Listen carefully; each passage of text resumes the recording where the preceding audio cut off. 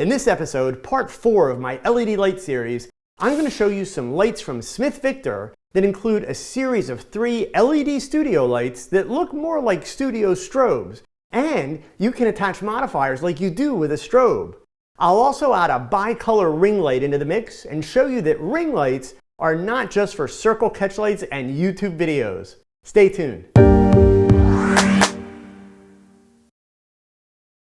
Hey gang, my name is Joe Edelman, and my mission is to help photographers like you to develop a solid understanding of the hows and whys behind great photography so that you can achieve your goals as a photographer. I gotta tell you, I'm having a lot of fun with this LED lighting series, and it's really refreshing to get back to basics and work with continuous lighting in the studio. So let's dive in.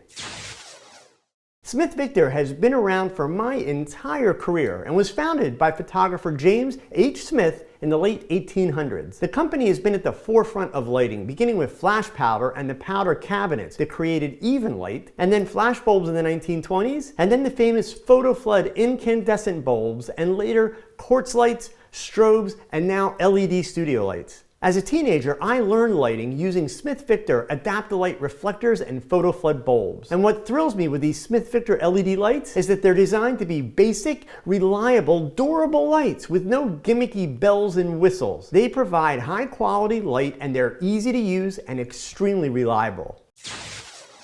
First up is the Cool LED series of LED studio lights. There are 3 models: the Cool LED 20, 50, and 100. All 3 of these units are single chip LEDs with a color temperature of 5200 K, and they're dimmable through 5 steps. With all metal construction, these units are built to last. They're fan cooled but really quiet, just 32 decibels of noise, which is not audible over 3 feet away, so they can easily be used for video production. Each has a standard 5/8" stand receptacle and an umbrella mount. This unit is built to look like a studio strobe and act like a studio strobe. It weighs just 6.1 pounds and has a Bowens mount for adding speed rings, softboxes, snoots, and pretty much any modifier that fits a Bowens mount. The unit has a 100-watt LED bulb that puts out about 10,000 lumens of light, which is equivalent to a 1,000-watt incandescent bulb. This bulb is rated for 50,000 hours of use. Now, this is an AC-only unit that can be powered with an external battery pack like the photogenic ion inverter or a Paul C. Buff Vagabond Mini. The Cool LED 100 ships with an 8" 90-degree beam angle reflector, an AC adapter, and the removable frosted dome and diffuser sock. Also built like a studio strobe with an all-metal casing, the Cool LED 50 also has a Bowens mount and ships with 2 barn doors included in the package. The unit has a 50-watt, 5,000 lumens LED bulb, which is equivalent to a 500-watt incandescent bulb. This is an AC unit that does have an optional DC power pack available from Smith Victor. Or you could also power these with an external battery pack like the photogenic ion inverter or a Paul C. Buff Vagabond Mini. Like the Cool LED 100, the Cool LED 50 also ships with an 8" reflector, AC adapter, and the removable frosted dome and diffuser sock. Last in the Cool LED series is the Cool LED 20.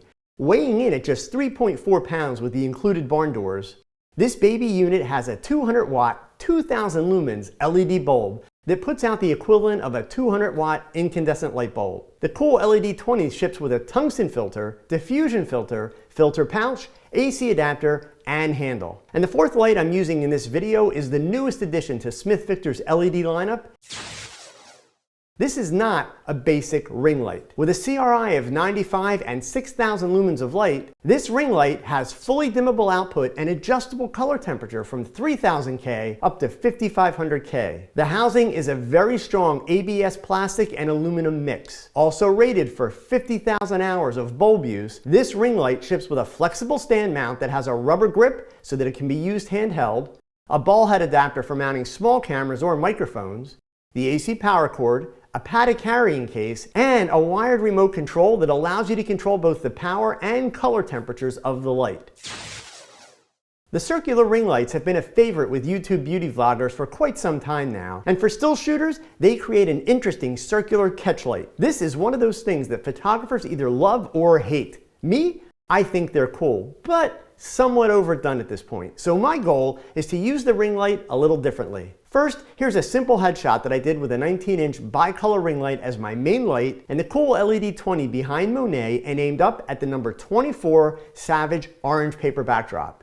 You can see the ring light provides a beautiful even light with quick fall off. Then by adding some blue tulle material and some flowers that Monet crafted into a headpiece, we have a simple beauty shot. In both of these examples, Monet is about 4 feet from the background. If I move her closer to the background and remove the background light, I can get a darker orange background and a little more drama to the overall feel of the image. You can see in this behind the scenes shot that I have the light high in front of Monet and I'm shooting through the ring light. Moving on to the cool LEDs, I started with just the cool LED 100 in a Photoflex Medium softbox for this first setup. Remember, the cool LED 100 and 50 both have Bowens mounts, so you can attach modifiers, which is an awesome feature. For this first portrait, Monet is directly in front of a Savage black seamless backdrop, and the light is placed just above my camera lens. Because I have her seated so close to the backdrop, it will appear as a very dark gray instead of black. This was an intentional choice. Shooting tethered with my TetherTools TetherBLOCK and cables, I have my laptop set up in the digital a la carte case so that I can monitor the shots while I shoot. This is just the one light above the camera and slightly to the right so that I would still have soft shadows and some depth to the face. I did not use reflectors on this shot. I also thought that this shot would make an interesting black and white image as well. So while I was shooting, I did convert a few frames to black and white with the Capture One Pro software to see if any lighting tweaks were needed for the black and white. And I was happy with it, so no changes necessary. Next up, I moved Monet away from the background and added the cool LED 50 as a background light. This background light turns the black background to a medium gray with a gradient to dark gray as the light falls off.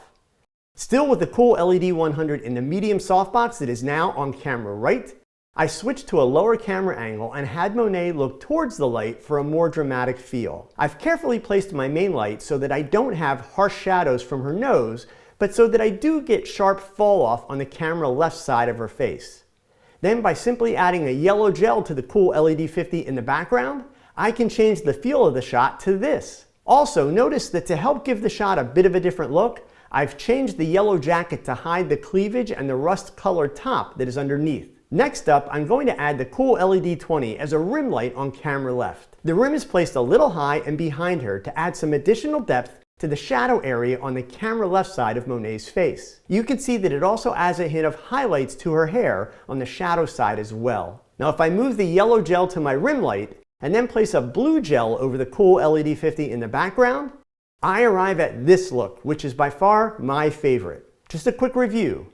2 lights, 2 lights with the yellow gel on the background, 3 lights, and then 3 lights with a yellow gel on the rim and a blue gel on the background. Now I wanted to do a shot that included all 4 of the Smith Victor lights. So my next challenge was to see how I could integrate the ring light. Remember that a ring light is still a light. In this case, a light with a 19-inch diameter, so there's no rule that says that you have to shoot through it and that you have to have those circle catch lights. You can use it as a background light or even use it as a main light, a rim light, or a hair light. Buying a ring light just to get the circle is a lot of money to spend for an effect that you won't use that often. The way you balance the geartographer side of your personality with the financially responsible side, remember that these lights have a lot of different uses. Heck, they even look cool if you include them in the shot. I'll show you what I mean in a minute. Still with the same cool hairstyle, Monet changed to a purple top and added some sparkly rhinestones and a lace choker. I knew that I wanted to be a bit more dramatic with this look, and also that I wanted to involve the ring light in some way.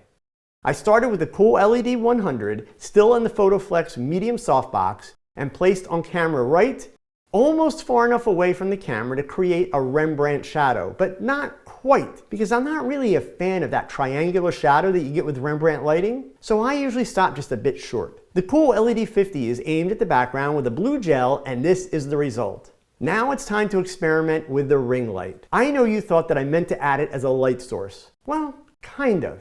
First, I placed it behind Monet and dialed the power all the way down to eliminate any flare from the light. The rest of the setup is the same as the previous portrait. Next, I decided to go with a horizontal shot, and using the flexible stand mount, I was able to lower it over Monet's head for this finished result. Now look closely, you'll see that her purple top does have some wrinkles and they're not the same on each side. For my taste, this shot needed some solid symmetry, so I did a little Photoshop magic and removed the wrinkles on her top and then flipped one side over to mirror the other, giving me a very clean and symmetrical look. I promise to do a video in the future about flipping parts of your beauty images to get that kind of a feel. I mentioned that the 19-inch bicolor light, which is a brand new light from Smith Victor, has a CRI of 95. You may have noticed that I didn't mention the CRI of the Cool LED series. That's because I wanted you to see the images first, and I wanted to remind you that unless you're shooting something that requires exact color, CRI is not something that you should stress over or pay more for. The Cool LED series of lights have a CRI in the mid-80s, which is more than adequate for photographing people. Next up in the LED lighting series, the wrap-up. I've shown you 6 cool and interesting LED lights, and I've shown you just how versatile and easy they are to work with. I want to take a few minutes and do a quick review of them and also mention a few of the other styles of LED lights that I didn't discuss in this series, just to give you a sense of where they all fit into the mix. Until then, I hope you found this useful. Please hit that thumbs up and subscribe so that you don't miss any videos.